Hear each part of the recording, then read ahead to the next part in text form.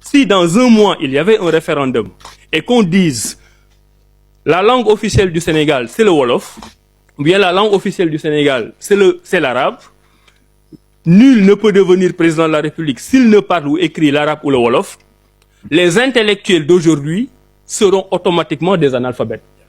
Et ce qu'on appelle les analphabètes deviennent automatiquement les intellectuels, en changeant juste une phrase dans la Constitution. Donc cette minorité intellectuelle francophone qui a basé toute sa réussite sociale et professionnelle sur les acquis de la colonisation n'ont aucun intérêt à poser un débat qui les déposséderait de leur rôle de l'élite. Je ne sais pas si vous voyez ce que je veux dire.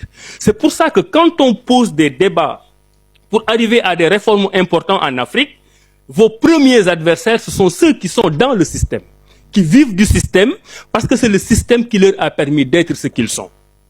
Je reviendrai sur ce débat, énormément d'intellectuels arabophones, beaucoup plus brillants qu'un avocat, qu'un prof de droit, mais l'avocat, lui, ne prendra jamais l'initiative de la réforme qui ferait qu'il retournerait au bas de l'échelle sociale. Donc il faudrait une génération qui porte ce combat pour leur dire à vous, élite, vous n'êtes pas l'élite africaine, vous êtes l'élite francophone basée sur un substrat colonial qui vous donne un certain nombre de privilèges. Et si on va dans l'économie, on va aussi trouver des exemples. Les grands marchés de Sandaga, et ça j'en ai vu, pour les Africains et les autres Africains qui sont là, Sandaga c'est le plus grand marché du Sénégal. Vous allez au marché de Sandaga, vous allez voir des gens qui sont agrégés en économie par la pratique, qui sont jamais allés à l'école et qui vont embaucher des jeunes qui ont des masters ou ont des doctorats en économie. Pourtant, ce sont ces docteurs et ces masters en économie qui ont fait des études d'économie, mais ils ne sont pas capables de tenir une boutique. Albouri, je vous salue, je viens de vous voir.